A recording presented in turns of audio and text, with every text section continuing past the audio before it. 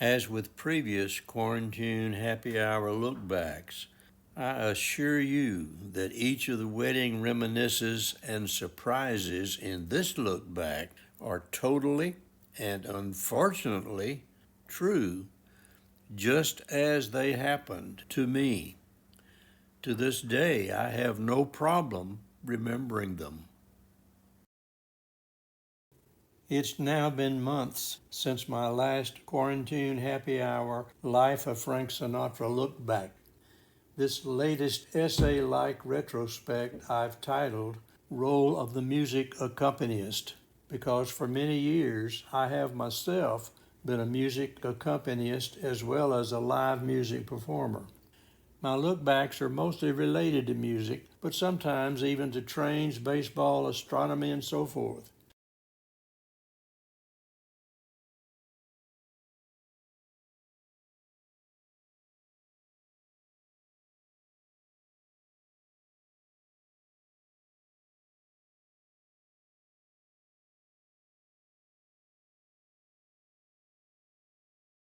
Music is one of my most favorite words, and I hope you enjoy this look back at a subject that I know something about. Being a pianist for now more than 80 years, I've often been heard playing piano, not as a performer, as an accompanist. These experiences included accompanying choir performances in large concert and church settings, and also weddings where I assisted soloists after bringing many beautiful brides down exciting aisles. I'm sometimes asked to accompany my piano gig customers with their desire to serenade loved ones that are in attendance. These spontaneous occurrences sometimes do involve talented singers, but at other times just good folks with great outgoing personalities.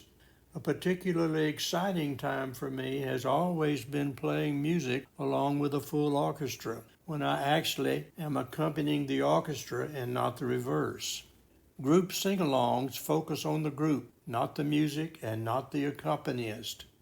Playing grand pianos many years in Dallas area Nordstrom's malls, I played music like music box dancer, as miniature ballerinas spun around and pirouetted on smooth marble floors while smiling, caring mothers took it all in.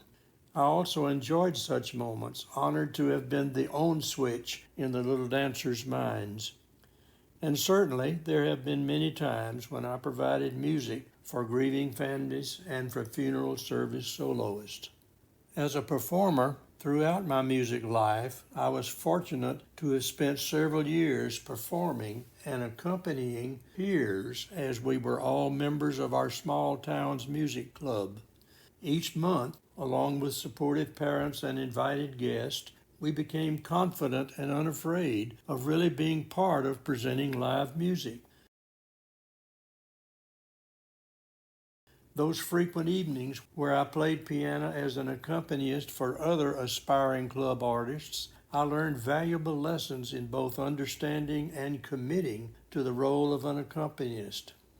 Despite being in the background of situations, accompanying can have its intense moments, I assure you. The role is to help, support, and importantly, blend with the person or persons performing. I learned respect for ensuring success for someone else. I've undoubtedly missed the mark at times, but back many years I did begin learning and accepting the responsibilities that come with being a music accompanist. I always knew I'd be in history class the next day when thoughts of the night before came to mind after having accompanied Amanda's flute and Freddie's loud trumpet performances. I certainly didn't want any feelings of regret that I had messed up and let them down in their moment. I now finish this essay on the music accompanist role with some reminiscences of when I often was a wedding accompanist. Rehearsal stage. I'd agreed to provide wedding music for a family that I didn't personally know. Arriving early for the rehearsal, I walked into a church auditorium that was already buzzing with activity and people. I and my wedding music walked down to the front pew, where several older folks sat. I must have assumed them to be either parents or grandparents of the bride or the groom. I introduced myself as the organist and took a seat for some small talk before the rehearsal got underway. We visited pleasantly until another organist walked in, with people greeting her as if she was a real friend of the family.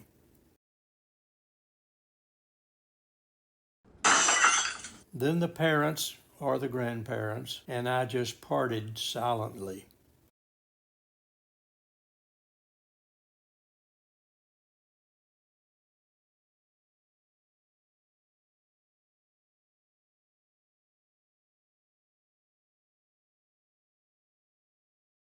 I began searching the darkened after-hours buildings for that church's chapel and a different bride and her wedding party attendants awaiting rehearsal with their tardy organist. Remembering the long-ago motto of my Boy Scout days, an accompanist must always be prepared and well-informed for the unexpected. So far that evening, I was neither. Performance stage. I was preparing to play the musical introduction for a wedding ceremony's soloist. A handsome young man in a perfectly fitted tuxedo stepped onto the podium and took a seat just in front of the choir loft's modesty rail. He was to sing the bride's requested love song before wedding vows would be spoken. Everything was just going smoothly.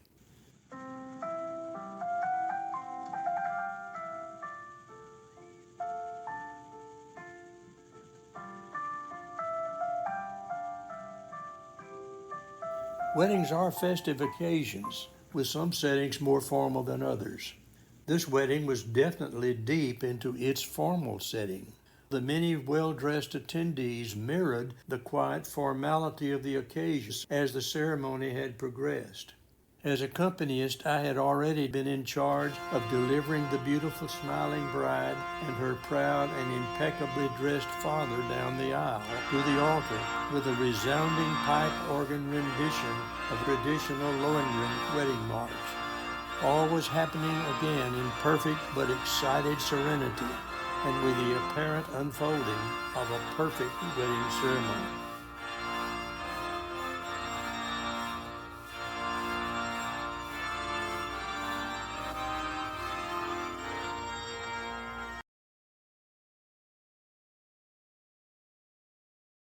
As accompanist, I awaited the singer's rehearsed nod to proceed. The nod came as expected, and I began playing introductory notes of his solo.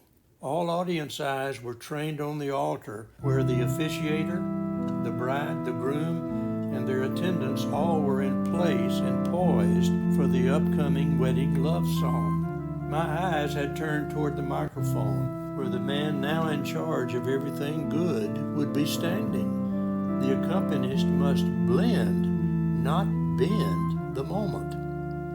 I continued playing the song's introduction, expecting him to advance to the microphone. But with my eyes intently focused on the soloist, he did an unexpected and shocking thing. Staying seated in his chair, he twisted his body around to reach an arm over the choir loft's modesty rail. He retrieved a Kroger store family-sized plastic bottle of Dr. Pepper and dramatically lifted it to his lips for a mandatory last-second moistening of vocal cords before standing and moving to the microphone.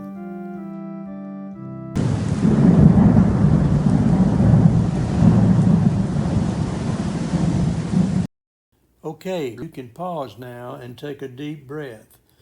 I know everyone at that wedding did. I uncomfortably continued playing introductory notes to the singer's planned love song, which as suddenly as a lightning strike had become a bizarre backdrop for the heavy air of audience disbelief with what they had just witnessed. My pipe organ sounds now reminded one of soundtrack music for a video featuring a stereotyped grizzled mountain man and his jug of moonshine. Such are the times when it has become obvious that an accompanist must instantly adapt to sudden changes required to music being played. This memorable recollection of improvising my way into hopefully a graceful transition for subtly blending destroyed love song expectations into this strange Dr. Pepper experience, and then quickly back to the requested love song's introduction with some added notes to try to at least help shocked wedding guests deal with what had just happened to this wedding. Throughout my music life, my ability to improvise has delivered me and audiences from some surprisingly unforeseen situations.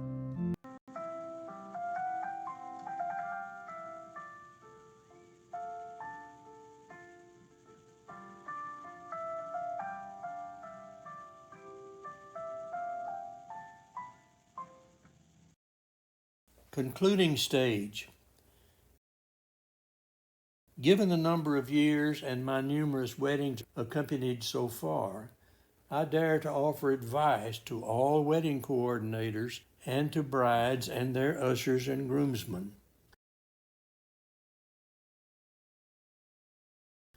There is a dire peril, based on my experiences, that absolutely must be avoided at the conclusion of any wedding ceremony that has music. Every wedding we all would agree is unique. With that said, many weddings include participation by parents and often also by grandparents. I next explain my warnings to avoid such anguish with weddings involving grandparents. When accompanying such weddings, there is low to no risk in the guests arriving for the wedding as they hear music being played before actual start time. There are music-related risks when a wedding's planned start time is put into jeopardy due to any number of possible reasons, and the jeopardy grows with the delay's length. This risk must be gracefully resolved with musician improvisation skills mentioned earlier. Prelude music always has a planned start and stop time, set by the bride or by her wedding coordinator. After that, the wedding accompanist is alone with his or her fate. The accompanist can't just stop playing music. Again, in my experience, there is minimal risk positioning parents, grandparents, flower girl, ring bearer, bridesmaids, groomsmen, wedding officiator, bride, and father of the bride successfully all in the right place at the altar. There are, however, mixed risk levels when it comes to accompanying other singers and/or instrumentalists due to coordination challenges.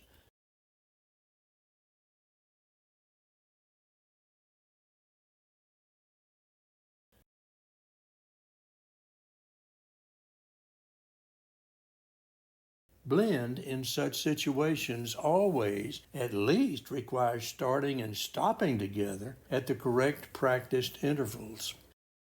I have never once seen a wedding party where a new husband and wife and their attendants fail to successfully exit their marriage vow setting, usually in a happy and sometimes even an exuberant manner. As the wedding accompanist, I likely shared their feelings of joy and relief in having reached this close to the desired perfect wedding. Risk is also normally low for any unsuccessful escorting out of the bride and groom's parents. Even when confusion does happen, these people can usually adjust and resolve any issues before being escorted out just as everyone had planned. A key word, planned. I have literally always, without exception, acted possibly too aggressively to warn any and all people involved in planning details of a coming wedding that together we are to avoid leaving poor grandparents to sit in dark, locked churches after brides and grooms have left on honeymoons. I did say earlier that being a wedding accompanist does have its intensely perilous moments.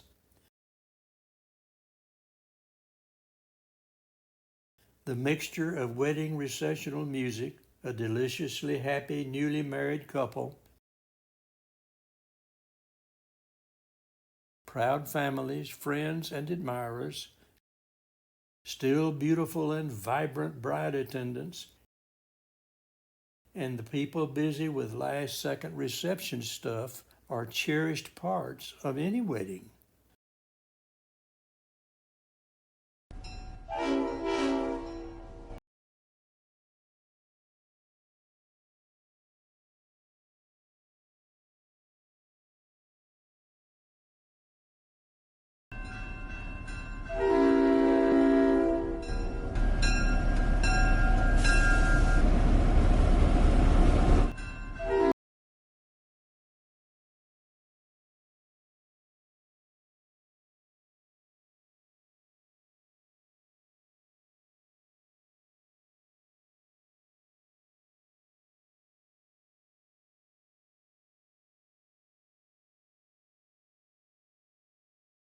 But did I leave out anything or anyone crucial to the comfortable, the expected, the well planned, the normal, and the desired, cherished memories of a truly perfect wedding day?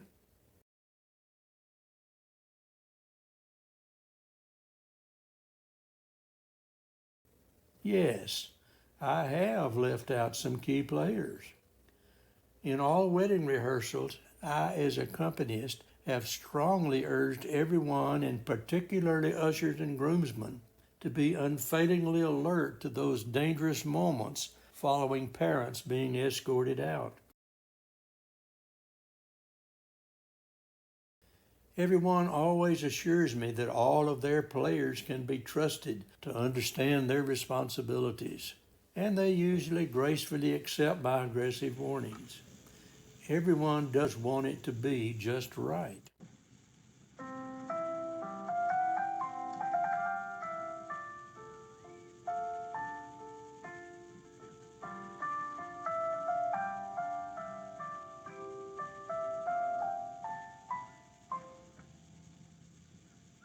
I privately also gave wedding coordinators my warning about concluding actions to be taken, especially regarding grandparents, ushers, and groomsmen. For me, every bit as important as my essay's wedding soloist's commitment to his vocal cords. You are, though, due some explanation as to seeing more about my preoccupation with grandparents. In fact, with my lengthy experience attempting to accompany weddings, this has actually been my most feared moments as a wedding musician. More times than I care to remember, grandparents have been left to the mercy of young ushers and groomsmen already caught up in the thrill and excitement that carry over from their flawless role in the wedding. They may have excelled again in their duties to escort the parents. It's also likely that by this time, several of their now duty-free fellow ushers would already have departed for the reception. By this point in time, only the most thoughtful of the tux-clad group likely remembers at all an accompanist rehearsal warnings. Don't forget the grandparents.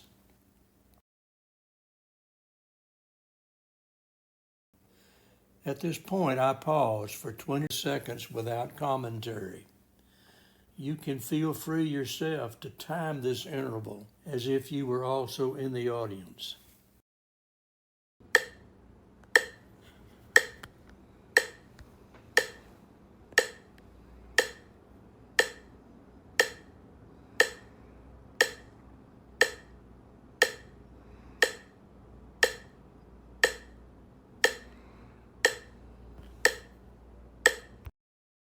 Thanks for allowing me to put your imagination to work for 20 seconds.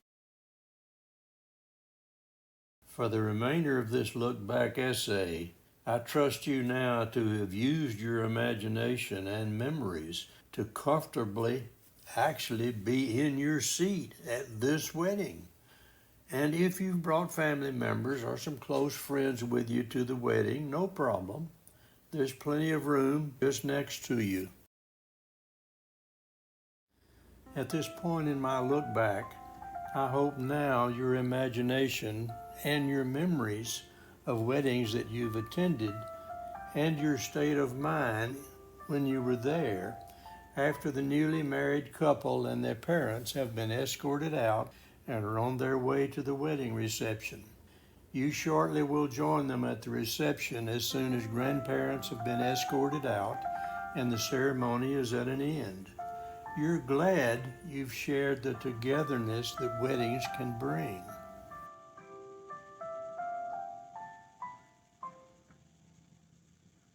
Then, after maybe another 20 seconds or so, you notice some guests turning their heads back toward the rear of the church's worship center. This signals the beginning of a slowly rising level of concern by organist and audience members as to when are escorts coming for those grandparents.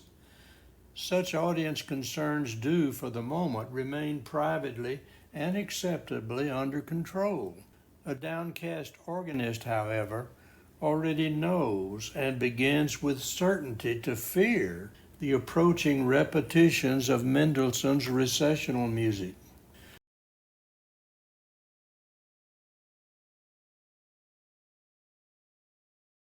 Soon, audience concern rapidly rises as worried guests now face up to the feared onset of a not perfect wedding.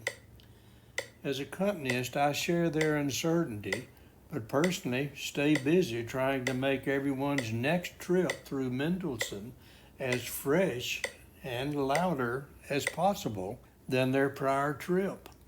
Musical connotation of the words blend and improvisation are sliding into view, taking on a whole new meaning. The scene changes again. Our audience has by now accepted the less than perfect wedding verdict.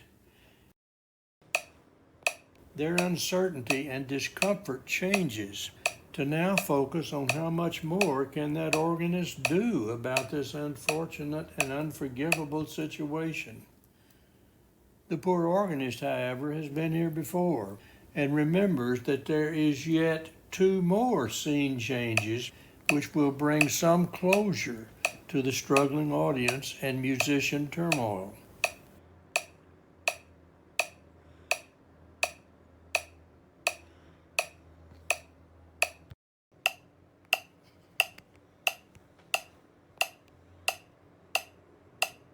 Scene changes again. It's now time for very undesirable audience decisions. Discomfort, embarrassment, shame, rising anger, and the certainty that no one else should ever be in this position. The wedding officiator turns and walks off the empty altar as if he had rehearsed this next phase of this less than perfect wedding. Definitely cowardly. The poor audience must now deal with the situation alone, with everyone watching everyone.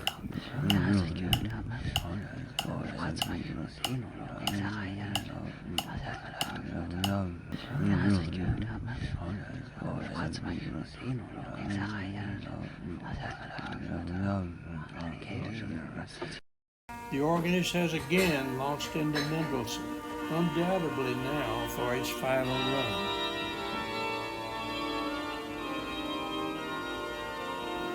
It's now being played at a subdued volume level with definite "I give up" improvisation signals.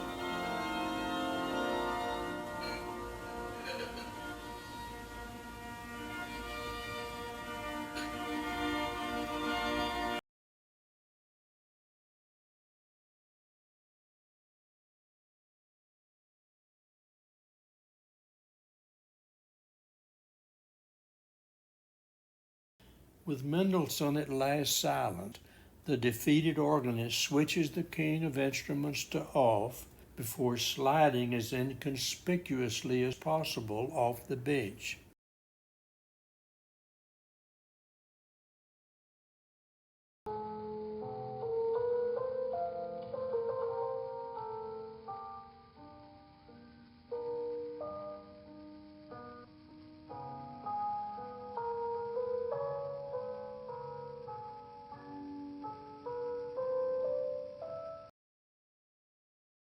The final scene. In total silence, most guests slowly stand and slowly begin walking toward exits. Others reluctantly then begin joining those deciding to just leave. Is anyone willing to approach those grandparents down there that he or she does not even know? Reception attendance so far has been more limited than was expected.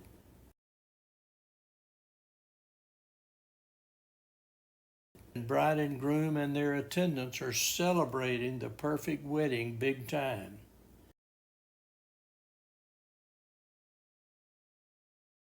You remember what everybody always says about their own perfect wedding.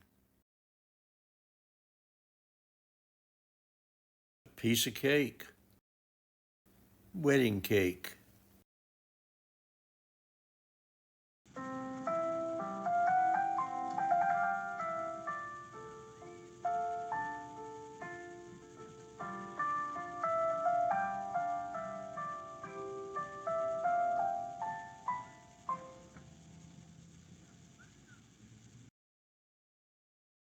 Epilogue. To begin this epilogue, I first want to thank you for magically attending the marriage ceremony as my guest in the conclusion wedding segment featured in my look back. I could never have adequately described events realistically without you sitting in your seat to endure the complete ceremony with other wedding guests. And then I want to also thank my artificial intelligence accompanist, ChatGPT, for its valued role in my creating the look back.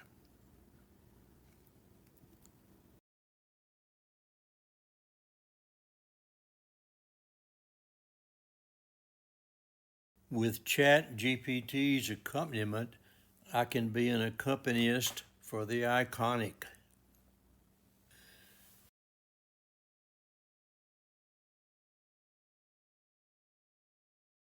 In this chance that I had to accompany a truly royal duet, Albert kept trying to make Elizabeth use math to spice up the Queen's musical lyrics, but she overruled him.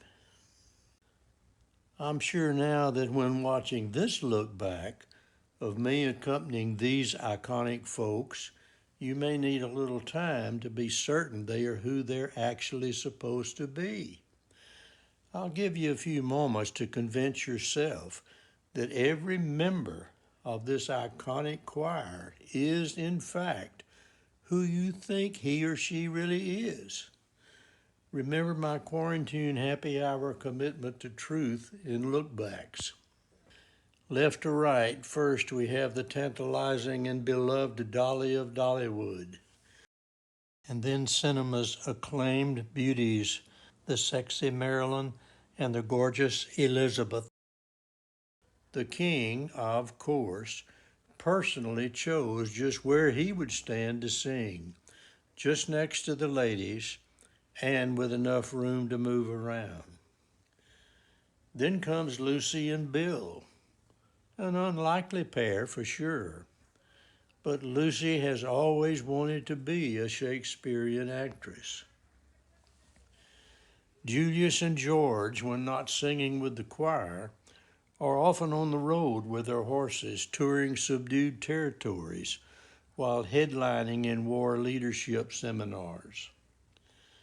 Well-known Honest Abe stays busy with book signings, promoting his best-selling futurist novel, Misgiven American Politics and Politicians.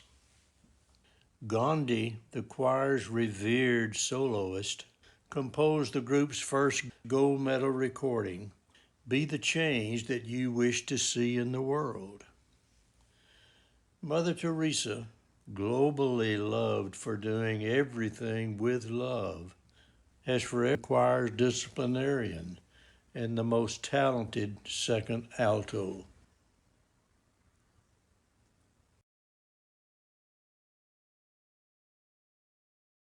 In my view, the traditional and even the historical connotation of the word accompanist has long been one musician providing support for another musician or musicians.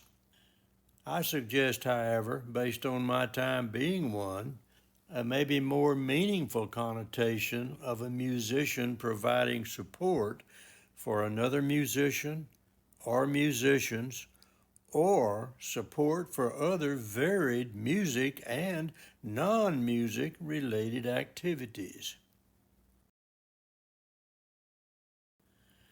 I'm sure every graduate level music school employs musicians as accompanists to further success of a school's aspiring performers and groups. Shopping malls set up accompanists to promote business through music, like a Larry Petty or a Jim Hamner at Nordstrom's.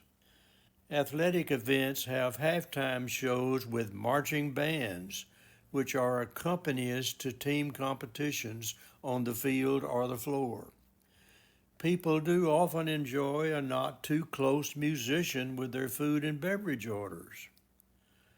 Picture yourself in a movie theater or at home with your big TV watching Star Wars with no accompanying soundtrack.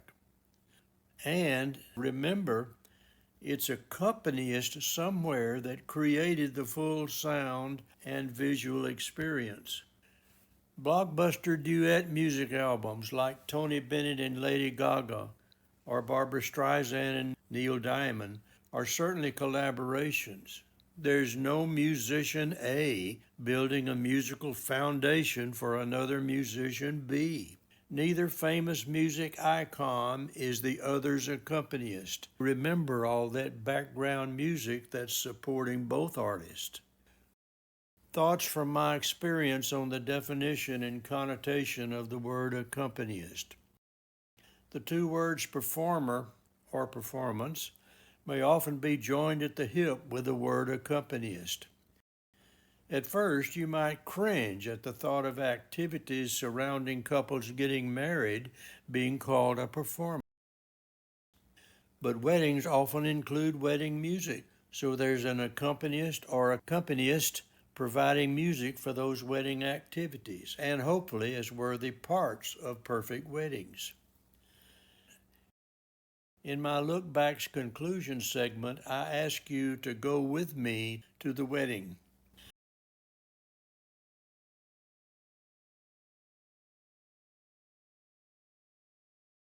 Again now, I ask you to go with me to a circus.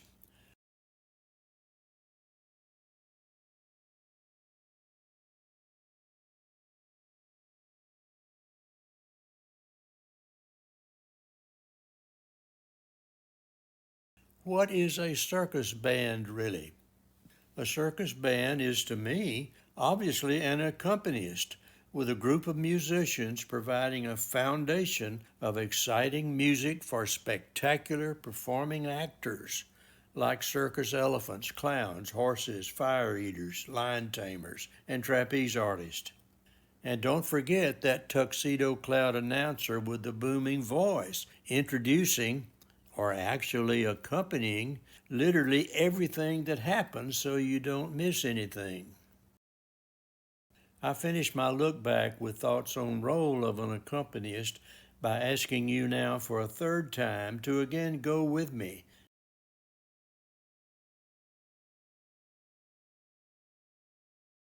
Hearing favorite music can accompany our memories of that perfect cruise we took.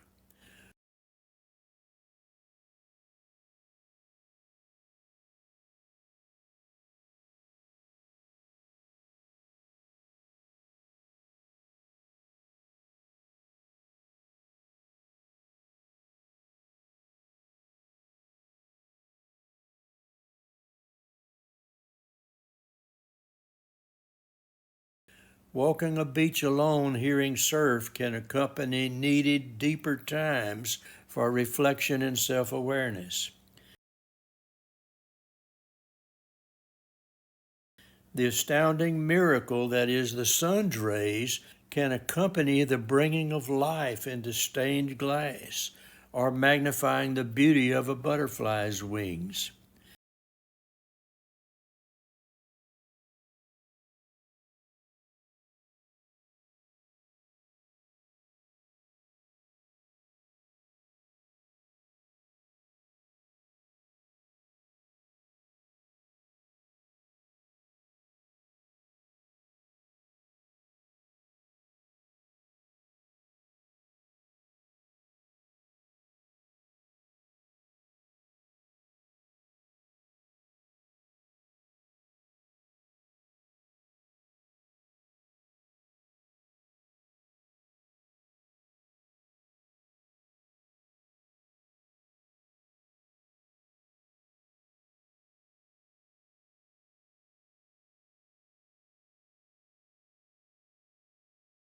Natural phenomena constantly and splendidly play their accompanist roles in our lives.